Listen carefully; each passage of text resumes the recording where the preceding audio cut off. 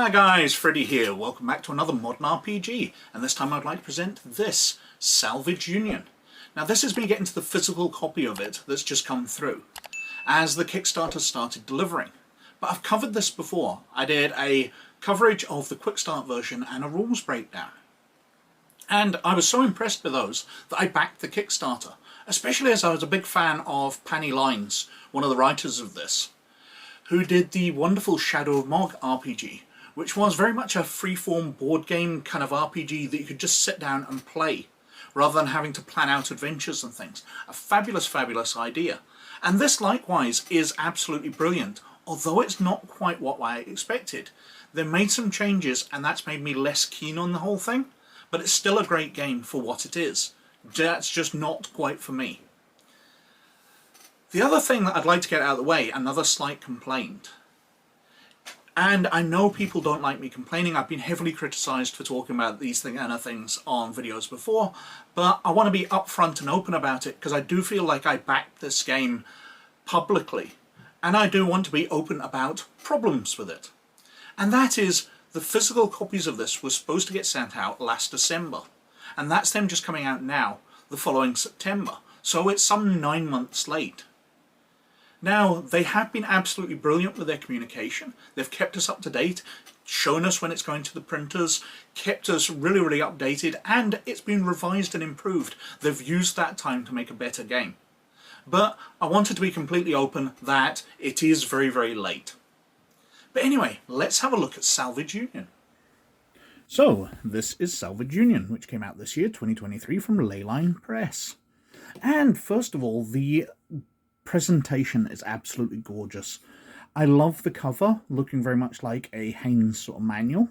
Very worn and rough around the edges, but primary colours, very nicely designed, as if you're going to be opening it up and it's a workshop manual and it's going to tell you how to build one of these mechs. Now, it's a big, thick, bulky book. It's 350 pages long-ish, and there's a lot of information in here.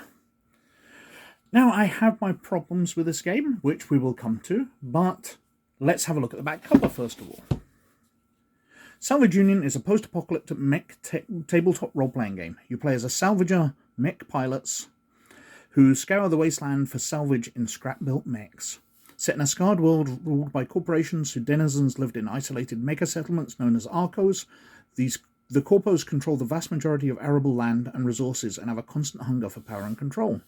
As salvagers, you have found a way to live your lives outside the bounds of Corpo control, roaming the wastes in vast mech known as a Union Crawler, which houses your entire community. The scrap you haul back to your Union Crawler is used to support, sustain, and grow your community and craft new mechs for you and your crew.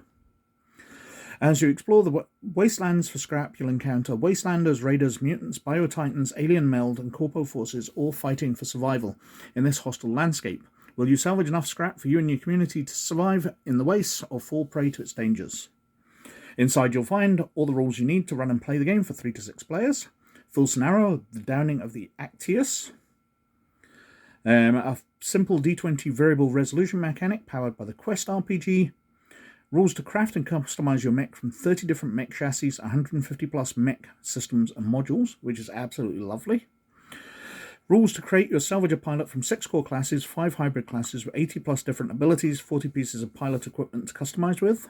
A robust NPC list of denizens of the wasteland, including 90 plus unique mech patterns, drones, biotitans, alien meld, wastelanders, vehicles, mutant creatures, and more. Rules for creating your Union Crawler, upkeeping, customizing, and upgrading it during play, as well as creating NPC characters on board who form part of the community. Rules for salvaging and crafting with scrap you'll find in the Wastelands during play. Advice for game mediator on running Salvage Union, including tools for designing campaigns, creating scenarios, and structuring sessions. Lore on the setting of Salvage Union and the huge range of gorgeous artwork of the world. And inside, the layout continues to be absolutely lovely. We've got a wee bookmark here. But they're not wasting any space. Normally in these pages they would just be blank and the inside of the cover, but we've got sort of core information here, so you can find things instantly. We go on. Credits, Penny Lines, Alad Lawler. Penny Lines produced the wonderful Shadow of Mog RPG, which is a role-playing version of a board game, and I kind of think this is what Salvage Union's kind of be as well. It's a bit different to a standard RPG. But we'll come to that as we carry on through. Contents page, and then in the introduction. Now, the setting is the world is worn out. There's been global warming, deforestation, pollution, nuclear fallout, destroying the world. And the corporations have got their arcologies where they've got their employees safe, the rich people are safe, they've got arable land, they survive nice, and you're on the frontiers, surviving off the scrap, and literally building giant mechs to survive in the wasteland. And I can totally understand the way that they've put this together. It's a really nice setting. Mechs are commonplace, corpos dominate the world. The Salvage Unions resist. But we've got this strange thing with biotitans, behemoth monstrosities, amalgamations of biological creatures and machines.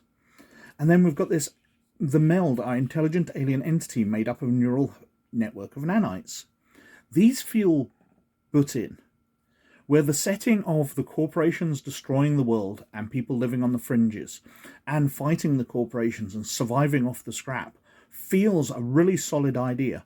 Throwing these things, aliens, into it, feel really, really weird. I don't like that addition, and it's not really what it was when I first started covering this. Of course, I covered the Kickstarter Quick Start play rules, and that wasn't really part of it back then. Anyway, we've got safety protocols. They're very keen on people being very comfortable during their games, so anything which they don't like, exploitation, authoritarianism, violence, anxiety, death, mental illness, poverty, and trauma. So if you're not happy with those themes, you can put your stop sign and ask the Games Master to skip that.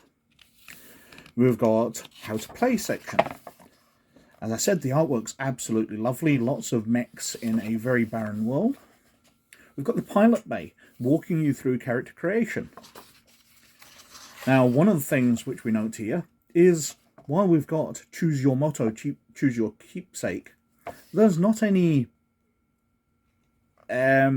skills or anything like that you're going to be choosing.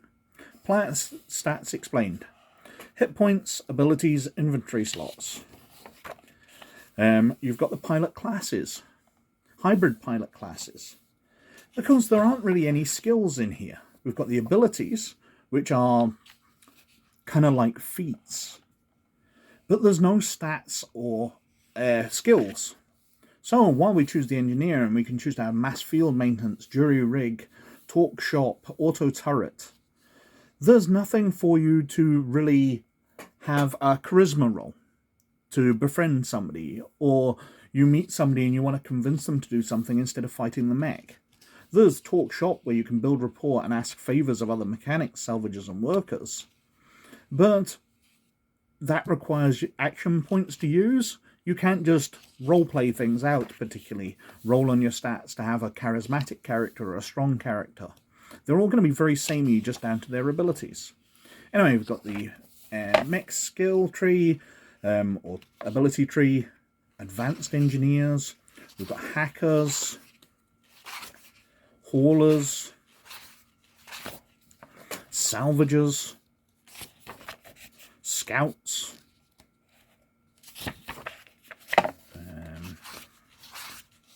soldiers, cyborgs, which are very interesting to look at, fabricators, rangers, lots of different slots to put yourself into, smugglers, union rep, and then we've got pilot equipment. So they can choose to have a tent or a laser rifle or all these kind of things. And we've got loads of equipment here. Lots of ways customizing your character through equipment. We've got background tables, whether you're a wastelander or you're a corpo worker or you're a tech head, a criminal. Different things to roll up appearance, your AI personality, your motto. Do your best. No job is too big. Your keepsake. a personal item that you keep. And then we've got the character creation for your mech, because you're not only playing the character, you're playing your mech. So it explains the mech stats, a nice exploded diagram type thing here, very nice. The mech character sheet. Then we've got different types of mechs, and there's a lot in here. So we've got the mule, the Mazona, the Scrapper, the Spectrum, which I have to say I'm amused at, the Z80A Spectrum. Well, that's the microprocessor at the core of the ZX Spectrum, the old 1980s computer. We've got the Thresher, the Forge, the Gopher. I'm guessing there's a lot of references in here to different things. The Hussar, the Jackhammer, the Kraken, the Magpie, which is the cover air vehicle, the Mirrorball, the Atlas, the Brawler, Little Sestra, the Mantis, Photon, the Solo. As I said, there's loads in here. The Terror, the Aegis, or Aegis, Colossus, Consul, the Drop Bear, which looks almost like a sort of Veritech fighter out of Robotech or something like that. The Vorpal, the Carrier, the Eidolon, the Neurophage, the Iron Worm, which looks like a giant tunneling neck, Leviathan, Shaitan, and a picture of a Union crawler, one of these massive town-sized crawlers which work their way between the different salvage sites. We've got different tech levels for different equipment you can put on your on your mechs. We're not onto the stuff for the crawlers yet. So you can have a 50 caliber machine gun, or a flamethrower, or floodlights. Locomotion systems, different laser weapons, grappling harpoons, cargo space, smoke machines. Tons and tons of way of modifying your mechs to make them completely personalized. Fantastic stuff. This is the majority of the book. You know, we're up to page 187 here. Teleportation pods, fat boys. Mech modules here. So, what we got here? Communications modules, firewalls, personal recreation devices, weapons link, night vision optics. So much you can put in here. Sonic screechers, self-destructs, reactor transference. And then we're on to the Union crawler. So all that was your mechs.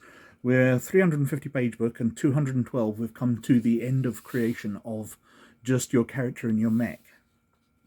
The Union crawler, so we've got the character sheet for that, what's in the storage bays, different types of crawlers, what's in the bays, or what bays you can have. So command bays, mech bays, storage bays, armaments, crafting, trading bays, med bays, a cantina, an armory. This will be the home to your players, and they can upgrade it through play. As they get scrap, they not only improve their mechs, but they improve their home base to give them more support. And then we're on to the rules. So page 232. We're almost 100 pages from the end. We're 2/3 through the book, basically. And we're on to the rules. Now, I've covered this in a rules breakdown. There's no changes to the rules. So I'm going to leave that up. I'll not bother recording a new one. But they're fairly straightforward. But these are all sorts of combat things. As I said, there's no stats for the players. And we'll notice it even worse as we get to NPCs. And we're on to one of the other core mechanics, salvaging. Because you are going out to beat up other mechs, but then you're going to salvage the remains of them for what systems you can get. You're not just destroying an enemy, you're getting access to the resources that enemy has tied up in their mech. And of course, you're salvaging other areas. So cargo capacity, how much you can bring back, salvaging non-mechs. We've got different salvaging abilities. Then we're on to the mediators section, talking through all the different games mastering stuff, campaign mode design, create 3 threats in a region, settlements in a region, how to create an area where they're going to go in and salvage, region name tables, area name tables, scrap progression, placing scrap. And then we're on to sort of NPCs and stuff. So we've got NPC actions, the different types of people you'll meet, reaction rolls, morale, when they'll retreat, different mechs, got a map of the world and different encounters which can happen within that. Then we're on to the Biotitans. Now, as I said, these feel kind of patched on. They almost look like Japanese kaiju. They've got a sort of Godzilla-type creature here. We've got Mothra. So we've got Cilia, or Scylla, a giant spider creature. Typhon, giant worm. Chrysalis, a big moth. Phantom, a multi-sized being. Electrophorus, another big snake. A tyrant, so a tyrannosaur type thing, a mammoth amphibian lizard. So Godzilla.